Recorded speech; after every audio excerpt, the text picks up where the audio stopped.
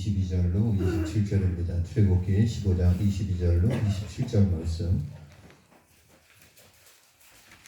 출애굽기 15장 22절로 27절입니다.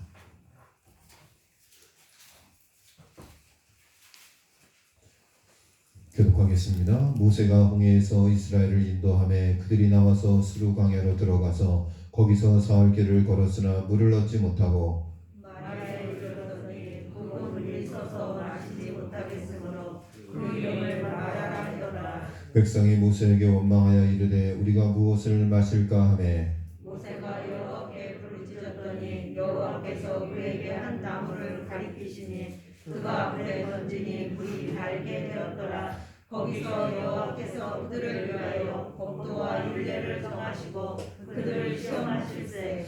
이르시되 너희가 너희 하나님 나 여호와의 말을 들어 순종하고 내가 보기에 의를 행하며 내 계명에 귀를 기울이며 내 모든 규례를 지키며 내가 애굽 사람에게 내린 모든 질병 중 하나도 너희에게 내리지 아니하리니 나는 너희를 치료하는 여호와임이라. 그들이 엘림에 이르니 거기에 물샘 12가 종려나무 70그루가 있는지라. 거기서 그들이 그 물 곁에 장막을 치니라. 아멘. 오늘 오전 10시에 이신열 선도님이 소천하셨습니다. 그리고 서정숙 집사님 어머님 되시는 권사님이 12시에 소천하셨습니다. 서 집사님 어머님은 최근에 요양병원으로 옮기셔서 지금 서울로 운구를 저희 시신이 옮겨가야 되는데 코로나 검사를 해야 된다 그래요. 그래서 왜 돌아가셨는지 원인을 밝히고 그래서 코로나 검사 결과가 새벽 1시경 나온다 그래요. 그래서 새벽 1시경에 나서 문제가 없으면 서울로 옮겨진다고 합니다. 장지는 금산입니다. 서울에서 저희 화장을 하고 내려오시는 것으로 알고 있습니다. 공교롭게 두 가정 장례가 겹쳤어요. 우리 그 권사님께서는 뭐 아드님도 신앙생활 하셨고 또 금산에서 신앙생활 하셔서 아드님 교회 나가는 고향교회에서 장례를 집례하시고 저희는 문상을 하면 될 것 같습니다. 그래서 이신열 성도님을 저희가 장례를 전적으로 맡아서 주관을 해야 되는 그런 상황이 되었습니다. 그래서 금요일날 이신열 성도님 발인 예배, 그 다음에 화장터에 가서 화장터에 마지막 들어갈 때 예배 드리고 그리고 금산으로 가서 문상을 하는 그런 일정으로 진행을 해야 될 것 같습니다. 그래서 금요일날 가시는 분들은 서정수 집사님 어머님 문상까지 다 같이 겸해서 하실 수 있는 분들이 가시면 좋겠고 또 이신열 성도님밖에 할 수 없는 분들 개인 찬양을 갖고 가셔서 하시면 좋겠고 그리고 교절 주관하는 이만큼 내일 입관 예배에도 좀 많이 참석하시고요. 내일 입관 예배는 12시에 드리게 됩니다. 그래서 여기서 1시 20분에 출발하도록 하겠습니다. 그래서 내일 또 마을 또 인터뷰도 있고 그런데요. 거기에 해당하지 않는 분들에서 가실 수 있는 분들은 다 가셔서 예배 참석해 주시고 위로해 주시면 고맙겠습니다. 오늘 예배 후에 위로 예배를 가도록 하겠습니다. 그래서 여러분 가실 수 있으면 같이 가셔서 예배 드리고 위로하시고 또 격려해 주시면 고맙겠습니다. 한 로마인이 많은 사람들이 있는 장소에서 랍비에게 이렇게 질문합니다. 로마인 랍비에게 질문하는 것은 공경을 빠뜨리기 위해서 질문한 것입니다. 당신들은 하나님에 대한 이야기만 하고 있는데 하나님이 어디에 계신지 좀 가르쳐 주시오. 정말 한눈에 보고 싶소. 그리고 그 하나님을 볼 수만 있다면 내 한번 믿어버리다.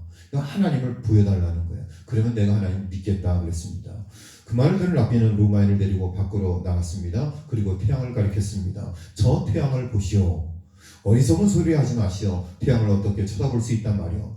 그 시대에는 태양을 감히 쳐다볼 수 없는, 태양을 숭배하는 그런 시대가 아니었나 그런 생각을 합니다. 저 태양을 어떻게 쳐다볼 수 있단 말이오. 그러자 랍비가 말합니다. 당신은 하나님이 만든 수많은 것들 가운데 하나인 태양조차 볼 수 없으면서 어떻게 위대한 하나님을 한눈에 볼 수 있단 말이오. 그렇게 답변을 했어요. 하나님이 온 우주 만물을 만드셨는데 태양은 그것 중에 다 하나에 불과한데 그 태양도 쳐다보지 못하면서 어떻게 하나님을 한눈에 보겠다고 하는 것이요. 당신은 참 어리석소. 그런 이야기입니다.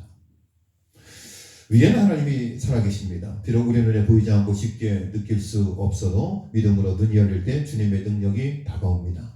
비록 태양빛은 볼 수 없지만 마음으로 볼 수 있는 생명의 빛은 느낄 수 있습니다. 이사야서 32장 3절에 보니까 그때 이스라엘 사람들은 하나님을 보는 눈이 열리고 그의 음성을 듣게 될 것이며 그랬습니다. 성도의 삶의 성패는 어디에 달려있는가 하면 복된 시야를 가지고 있어야 복된 세계가 열리는 것입니다. 화려한 소돔과 고모라를 택했던 롯은 그 땅의 죄악의 불심판을 받을 땅이 될 줄 몰랐습니다. 자기 눈에 보기 좋은 땅을 선택했습니다. 화려한 곳을 선택했습니다. 그곳에 가면 정말 행복하게 살 수 있을 것처럼 보이는 그 화려한 소돔과 고모라를 선택했습니다. 악한 사람들은 끝내 눈이 열리지 않아 악한 짓을 계속하지만 슬기로운 사람들은 악한 길 뒤에 결말이 보이기에 그 자리에서 멈춥니다. 예수를 믿는 사람들은 영의 눈이 열렸기 때문에 그 길을 계속 가면 최후의 비참한 최후가 결말이 보이기 때문에 멈춘다는 말이에요. 맞아. 이것은 신앙인이 갈 길이 아니야. 신앙인이 이렇게 살아서는 안 돼. 멈춘다는 말이에요. 그러나 영이 갇힌 사람들은, 영이 어두워진 사람들은 그 결말을 못 보는 거예요. 이 길을 계속 달려가면 어떻게 비참한 인생이 마감될지를 모르기 때문에 그 쾌락의 길을 쫓아가는, 소돔과 고모라가 어떻게 결말을 지어질지 몰랐기 때문에 롯은 소돔과 고모라를 선택했다는 거예요. 우리 시동교회 모든 성도들은 영의 눈이 열려서 하나님이 기뻐하시는 길, 믿음의 길, 성도의 길, 승리의 길을 걸어가실 수 있기를 주의 이름으로 간절히 축원드립니다. 마라에서 열림까지라는 제목으로 제가 이 본문으로 오늘 며칠 전에 설교를 했었습니다. 아마 기억하실 거라고 생각합니다. 조금 다른 각도에서 오늘 본문을 나누려고 합니다. 성경에서 말하는 좌절과 고통의 현장입니다. 메마른 광야에서 3일 동안이나 물을 찾지 못했던 이스라엘 백성들 앞에 드디어 물이 나타났습니다. 그러나 그 물은 도저히 마실 수가 없는 쓴물이었습니다. 더 깊은 좌절감에 빠진 백성들은 하나님과 모세에게 분노의 화살을 돌렸습니다. 이 상황을 반전시킬 수 있는 유일한 분은 오직 여호와 하나님뿐입니다. 그것을 모세는 알았습니다. 힘들고 어려운 상황, 지금 백성들은 분노했습니다. 하나님을 원망했습니다. 모세를 원망했습니다. 그때 모세는 하나님 앞에 엎드려 부르짖어 기도했습니다. 이 힘들고 어려운 상황, 백성들의 원망과 분노를 잠재울 수 있는 유일한 분은 오직 여호와 한 분인 것을 모세는 알았습니다. 그리고 그분 앞에 엎드려 기도했습니다. 출애굽기 15장 25절은 이렇게 기록하고 있습니다. 여호와께서 그에게 한 나무를 가리키시니 그가 물에 던지니 물이 달게 되었더라. 모세는 백성들에게 마라에 쓴 물이 단물이라고 우기지 않았습니다. 여론전을 벌이지도 않았습니다. 그가 봐도 분명 그것은 마실 수 없는 쓴물이었습니다. 모세는 쓴물을 쓴물로 인정하고 하나님께 고쳐달라고 기도했습니다. 여러분, 인정하는 게 중요한 거예요. 잘못된 것을 인정하는 게 중요한 거예요. 현실을 현실로 인정하는 게 중요한 거예요. 이 나라 이민족이 코로나19로 어렵다, 힘들다, 고통스럽다, 현실은 현실로 인정하는 거예요. 이것을 고쳐줄 수 있고 이 문제를 해결해 줄 수 있는 유일한 분 하나님이신 것을 우리가 인정하고 그분께 엎드려 기도하는 것이 유일한 문제의 해결책이라는 거예요. 그가 마라의 쓴물을 단물로 바꿀 수 있었던 것은 이런 상황 판단과 정직함이 있었기 때문이에요. 여러분, 그래서 지도자는 이런 정직함이 있어야 돼요. 현실을 현실로 인정하고 내 능력으로는 안 되는데 전능하신 하나님이 아니면 해결할 수 없음을 인정하고 무릎 꿇고 기도하는 것이 유일한 방법이고 유일한 길이라는 것을 알고 하나님께 엎드려 기도하는 것이 진정한 지도자의 모세이고 자세이고 성도의 본분의 모습이라는 것입니다. 모세는 현실을 호도하거나 외면하는 지도자가 아니었습니다. 우리가 살고 있는 이 시대도 마라와 같습니다. 곳곳에서 좌절과 절망이 쌓여 분노가 되고 있습니다. 교회도 마찬가지입니다. 하지만 우리에게 문제가 있습니다. 모세처럼 올바른 상황 판단과 정직함이 없습니다. 그래서 여전히 마라의 쓴물이 단물로 바뀌지 못하는 것입니다. 오늘 본문의 마라 사건은 홍해의 기적 이후 감격과 기쁨이 가시기 전에 벌어진 사건입니다. 이스라엘 백성들은 수르기를 3일이나 걸어갔습니다. 문제는 물을 구할 방법이 없었다는 것입니다. 3일 동안 물을 마시지 못하다 백성들은 목이 말라 고통받고 있었습니다. 어른들은 참을 수 있었지만 어린이나 노인들은 더욱더 힘든 상황에 놓이게 되었습니다. 사흘째 되는 날 드디어 마라에 도착했습니다. 그때 누군가 물이 있다고 외쳤습니다. 힘들게 겨우 걷던 사람들은 물이라는 소리에 환호성을 지르며 기뻐했을 것입니다. 그러나 기쁨도 잠시였습니다. 물을 마신 사람들은 물이 있어서 마시지 못하겠다고 말했습니다. 우리가 이스라엘 백성들과 같은 상황에 처한다면 어떻게 반응하겠습니까? 하나님의 약속을 믿고 몇 달, 몇 년을 꾹꾹 참았는데 그 결과가 쓴물, 큰 슬픔이라면 어떻게 하겠습니까? 오늘 본문에서는 그 슬픔에 없어서 두 가지 반응이 나오게 됩니다. 첫 번째는 부정적 해결 방법입니다. 24절의 백성들은 모세를 원망합니다. 3일절만 해도 홍해의 기적 앞에 하나님을 찬양했던 사람들이 그 입으로 모세를 향해 항의하고 불평합니다.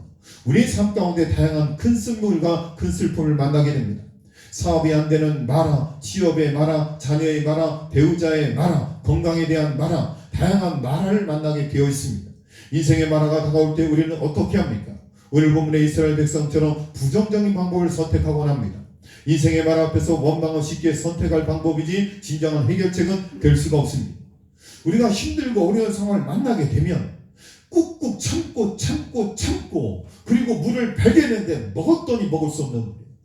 물이다 외치고 희망을 갖고 달려가서 들이켰는데 도저히 마실 수 없는 쓴물이었어요. 하나님이 고쳐주시겠지. 하나님이 살려주시겠지. 참고 인내하고 기도하고. 아마 임영희 집사님 그런 마음이 아닐까. 배우자의 죽음에 말을 만났어요. 쓴물을 만났어요.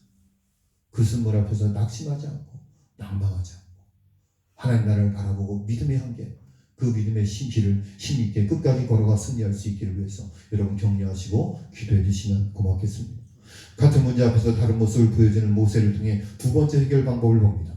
25절에는 모세가 여호와께 부르짖었더니 모세는 똑같은 상황에서 기도했습니다. 이스라엘 백성들은 원망하고 분노했습니다. 그러나 모세는 기도했습니다.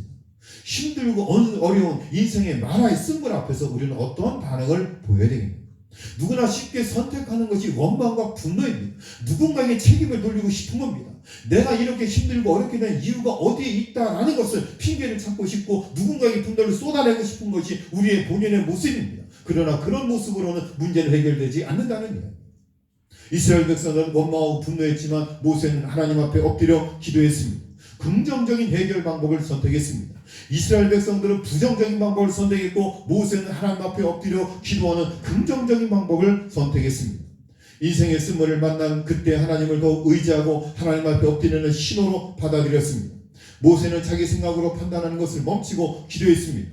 모세가 기도했을 때 하나님은 모세에게 한 나무를 보게 하셨습니다. 나무를 물에 던지자 신기하게 물은 달게 변했습니다. 여기서 자세히 살펴봐야 할 것은 성경에는 나무의 이름이 언급되지 않았다는 겁니다. 여러분 그렇잖아요. 참나무, 두릅나무, 소나무, 떡갈나무 어떤 나무의 이름도 기록되어 있지 않습니다. 그냥 한 나무라고 기록되어 있습니다. 여러분 물을 달게 한 것은 나무일까요? 아니면 전능하신 하나님의 능력일까요? 뭐예요? 전능하신 하나님의 능력으로 물이 달게 된 거예요. 나무가 물을 달게 하는 효능이 있는 것이 아니라 그 나무라는 도구를 통해서 하나님이 역사하셔서 그 쓴물이 단물로 변화되었다라는 이야기예요. 쓴물을 달게 바꾼 능력이 나무가 아닌 하나님께 있기 때문에 그냥 한 나무라고 성경은 기록하고 있다는 거예요. 그런데 우리는 이 물은 어떻게 쓴물이 되었나? 어떻게 하면 달게 할까? 누구에게 요청해볼까? 계속 마라에만 집중합니다. 문제에만 집중한다는 말입니다. 우리가 집중할 것은 문제가 아니라 마라가 아니라 그 배후에서 역사하시고 왜 나에게 인생의 쓴물과 고통이 찾아왔는가? 하나님의 섭리와 계획이 무엇인가? 하나님을 바라볼 수 있는 문제에 집중하는 것이 아니라 하나님께 집중하는 그것이 성도의 바른 자세라는 이야기입니다. 미국 텍사스주 댈러스에 위치한 한인교회에서 다니는 한 교인의 간증이 있었습니다. 그의 간증입니다. 그는 대대로 학자 집안에서 배워는 항상 토업을 했던 사람입니다. 항상 전교에 1등. 세칭 KS가 뭔지 아시죠? 경기고 어디요? 서울대. 옛날에는 경기고등학교 나오면 서울대 그냥 갔습니다. 대전고등학교 나오면 서울대 연고대 갔습니다. 인천의 제물포고등학교 인천고등학교 나오면 서울대 갔습니다. KS 경기고 서울대 KS라고 했어요. 미국에서 뮬러의 물리학 박사가 되어 대학에서 강의도 하고 미 항공우주국 나사에서 근무할 정도로 승승장구했습니다. 그가 발표한 학설이 구소련의 교과서에 실릴 정도로 세계적인 권위가 있었고 노벨상을 바라볼 정도로 유망한 물리학자였습니다. 여러분 대단하지 않습니까? KS 미국 대학에서 강의하고 나사에서 근무하고 그의 학설이 소련의 교과서에 실릴 정도로 그의 학설과 실력을 인정받는 대단한 학자였습니다.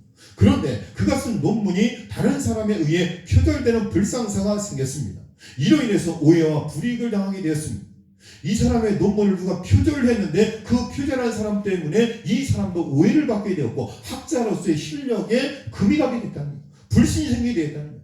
여러분 학자들은 이게 무너지면 그냥 쓰러지는 거예요. 그는 노이로제에 걸렸고 결국 직장마저 그만두게 되었습니다. 그 폐인처럼 살았고 심지어 생계에 어려움까지 겪게 되었습니다. 아내의 간곡한 권유로 교회에 나갔지만 마음에 안 들어 이 교회 저 교회에 전전했습니다. 그의 인생은 그야말로 마라의 쓴물과 같았습니다. 애쓰고 힘써서 세상의 성공을 거두었나 했는데 막상 맛을 보니 쓴물이었습니다. 당연히 그는 그 교회에서 예수님의 십자가 은혜를 체험하게 되었습니다. 마라의 한 나무를 발견한 셈입니다. 자존심이 강해서 누구에게도 굽히지 않던 그가 순한 양처럼 무릎을 꿇고 기도하는 사람으로 변화된 것이었습니다. 실로 십자가는 마라의 한 나무처럼 인생의 쓴물을 단물로 바꾸고야 마는 것입니다. 우리가 사순절 기간을 지내고 있습니다.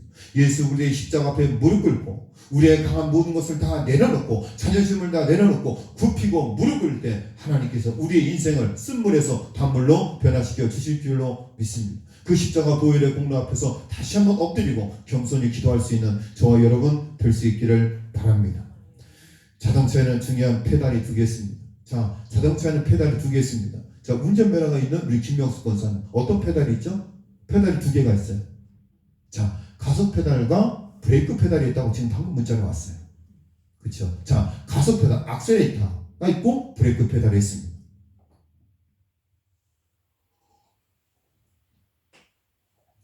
악셀레이터를 밟으면 자동차는 빠른 속도를 달리게 됩니다. 브레이크를 밟으면 속도를 조절할 수 있을 뿐만 아니라 위험한 상황을 피해갈 수 있습니다.